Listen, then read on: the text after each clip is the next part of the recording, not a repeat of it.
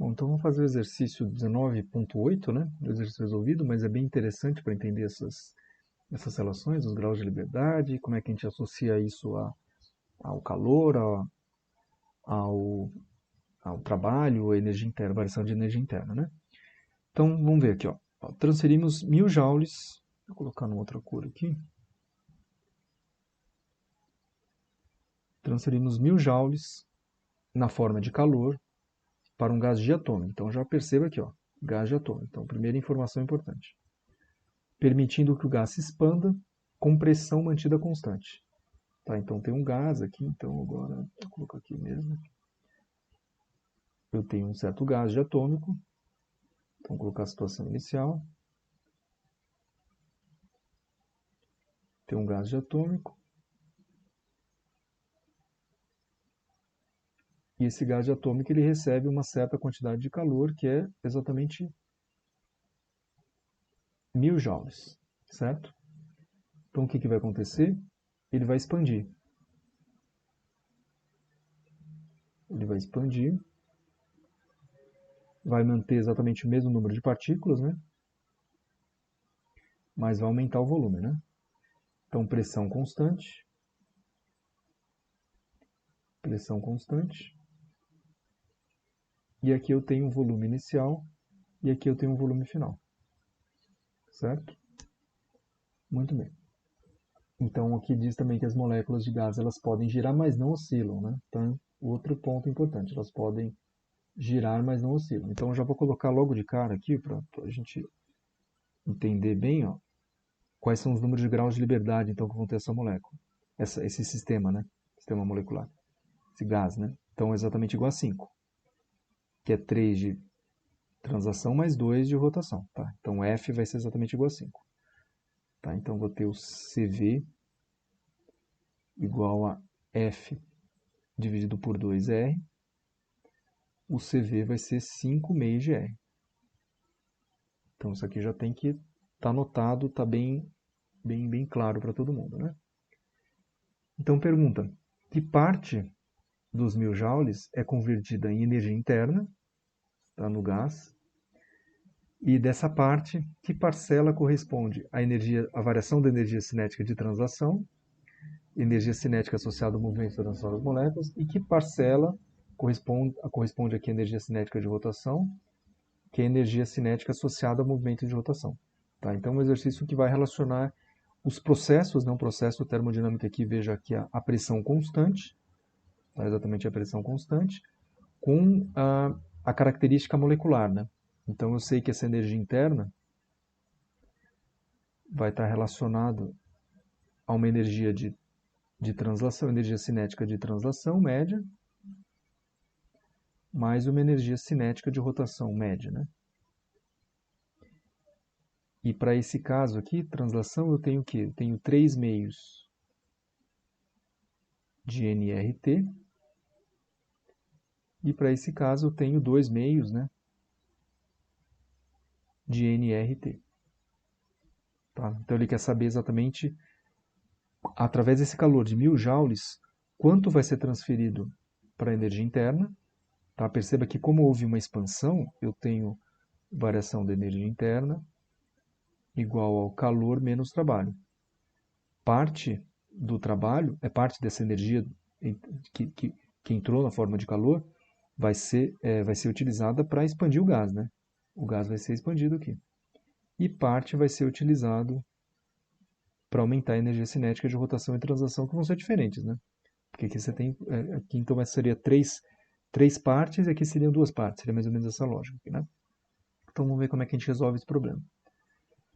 Então, a energia eu vou colocar da seguinte forma. Como ele expandiu, o gás expandiu, eu tenho então um trabalho maior do que zero. Certo? O sistema expandiu a volume constante. A pressão constante, desculpa. Né? Então, PV seria o seguinte. Ele está aqui em situação inicial e vem aqui para uma situação final. Então, aqui eu tenho o trabalho, né? Isso aqui vai ser exatamente o trabalho. E o trabalho. certo? Aqui vai ser VI e VF. Então, como é que a gente calcula o trabalho? P vezes ΔV. Como o final é maior que o inicial, tem isso aqui maior do que zero. Tá? O problema todo é que eu não faço a mínima ideia quanto é pressão e não faço a mínima ideia quanto que é o volume. Eu sei que a pressão é constante, mas quanto variou de volume. Eu sei só a quantidade de calor. Então, a princípio, pegar direto essa relação, a gente não consegue sair desse ponto. Tá? Essas informações ainda estão insuficientes para a gente. Né? Então, tem que pensar como é que eu vou resolver esse problema. Né? Então, eu vou fazer do princípio mesmo, né? Do zero. Então, vou colocar aqui, ó, variação da energia interna igual a Q menos trabalho, certo? E eu sei que eu vou usar, então, como eu tenho informações sobre os graus de liberdade, eu vou usar essas informações. Eu sei que isso aqui é N, aqui vai ser CV ΔT, onde N vezes CV, eu já vou colocar direto CV, vai ser 5 meios de R ΔT. Dessa forma aqui, tá? Isso aqui, então, vai ser o Q, a forma de absorção, então, do calor. Veja que, como eu tenho um processo a pressão constante, vai ser N CP ΔT, certo? E o trabalho, não faço a mínima ideia, então é P ΔV, menos P ΔV. E agora, né, como é que eu consigo encontrar essas relações? Aí a gente vai ter que começar a mexer nas fórmulas, né, nas relações que a gente já aprendeu. Então, o que eu vou utilizar aqui? Ó? Como é um gás ideal, eu sei que P V igual a nRT. E num processo a pressão constante, eu tenho que P vezes ΔV, ou seja, houve uma variação de volume, vai ser N R, houve uma variação de temperatura. Tá? Então, vou substituir isso aqui, ó, esse P ΔV, como NR ΔT aqui. Então, eu já vou substituir aqui, ó, N 5 meios de R ΔT igual a NCP ΔT menos P ΔV, a mesma coisa que NR ΔT. Então, corto o N, corto com N, ΔT com ΔT com ΔT. E eu acho, na verdade, aquela relação que eu já tinha mesmo, né? Ó, 5 meios de R igual a CP menos R. Tá? Então, vou colocar todos no mesmo termo aqui. 5 meios de R igual a CP, vai ser exatamente 7 meios de R. 7 meios de R menos R. Tá? O que eu vou trabalhar? Eu vou trabalhar simplesmente com essa relação. Ó. Qual que é o calor que está sendo, qual que é o calor que está sendo inserido? Vou estar associando aqui a 1000 joules. Desses 1000 joules, uma parcela foi transformada em trabalho. Né? Isso aqui vem efetivamente do trabalho. Uma parcela vai estar relacionada ao trabalho. E uma parcela está relacionada à variação da energia interna. Então, o que eu vou fazer? Eu vou fazer simplesmente uma regra de 3. Veja que tem uma relação muito clara aqui. Ó. 5 meios de R, 7 meios de R e R. Isso aqui seria 100%, né? Tá? Que R, vou cortar R, R, R. Ó. Eu simplesmente tenho uma relação de proporção entre o calor que entrou, a pressão constante, o quanto é transformado em trabalho e o quanto é transformado em energia interna. Isso para o caso de um gás de atômica. Então, vou colocar essa relação. A 5 meios, se você fizer essa conta, você vai ver que está certinho. 5 meios igual a 7 meios menos 1. Tá? Eu vou colocar na próxima página para ficar um pouco mais claro isso aqui. Então, deixa eu colocar nessa página aqui. Tenho aqui, ó, 5 meios igual a 7 meios menos 1, né? Então, só deixar dessa forma que fica melhor de enxergar nas 5 meios, 2,5, 3,5 menos 1. Então, isso aqui está associado à energia interna. Essa é a parcela de energia interna, essa é a parcela de calor que entrou e essa é a parcela de trabalho. Tá? Então, vou fazer simplesmente uma regra de 3. dá para calcular isso aqui. Pela regra de 3 sai tranquilamente. Então veja que 3,5 é aquilo que eu tenho, né? Total, né? Isso aqui, vamos dizer, é 100%, né? 3,5, que é o calor que entrou, é 100%. Certo? Assim como 2,5, que é quanto eu quero saber, né? 2,5 é variação da energia interna. Vou olhar em termos de porcentagem, né? Simplesmente olhar em porcentagem. Eu vou fazer melhor, né? Eu já vou fazer direto em termos de calor de uma vez, né? Fica mais fácil daí, né? Então veja que 3,5 é 1000 joules. Tá? 3,5 é 1000 joules, assim como 2,5 é o quanto eu tenho de energia interna, né?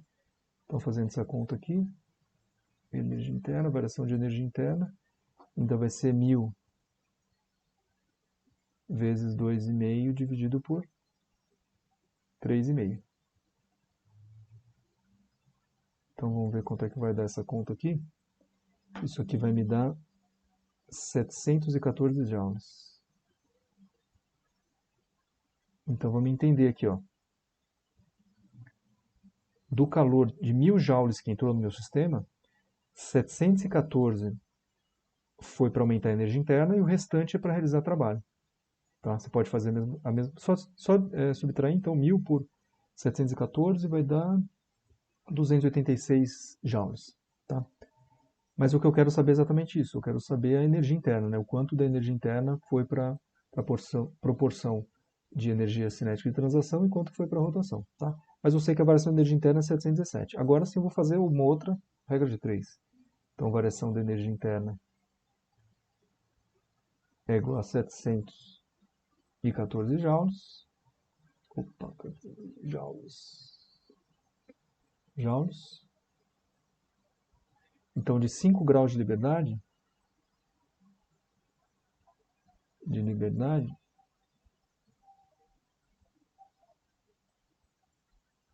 eu tenho 3 graus de liberdade de translação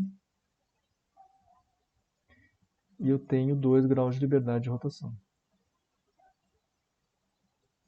Que é exatamente isso que ele quer saber, né? Também fazer uma outra regrinha de 3, né? Então eu sei que 717 são 5 graus de liberdade, então aqui vamos falar que é a energia, variação de energia interna, né? Aqui, graus, coluna dos graus. Assim como 3 graus de liberdade são a energia, aqui, energia cinética de translação, né? Variação de energia cinética de translação. Então, variação de energia interna de translação. Vou colocar translação, vai. Translação vai ser exatamente igual a 714 vezes 3 dividido por 5. E fazendo essa conta vai dar 428,4 joules. 4 joules.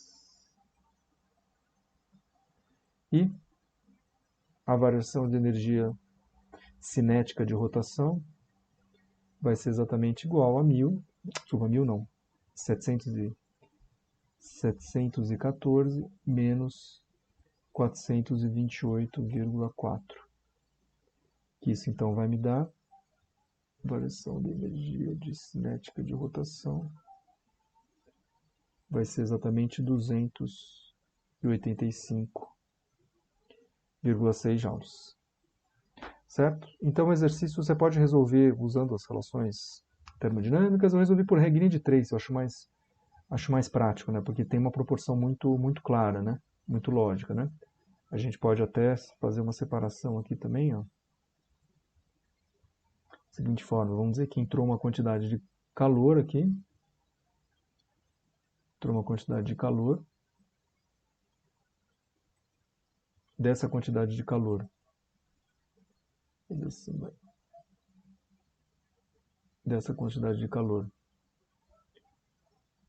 Parte foi transformado em trabalho, efetivamente, para expandir o gás. Parte foi utilizado para expandir o gás. E parte foi utilizado para aumentar a energia interna, né? Parte foi utilizado para aumentar a energia interna. Variação da energia interna. E essa energia interna ela pode ser representada, então, no caso de uma molécula diatômica, como uma parcela de translação, uma parcela maior de translação. Então, isso aqui é translação,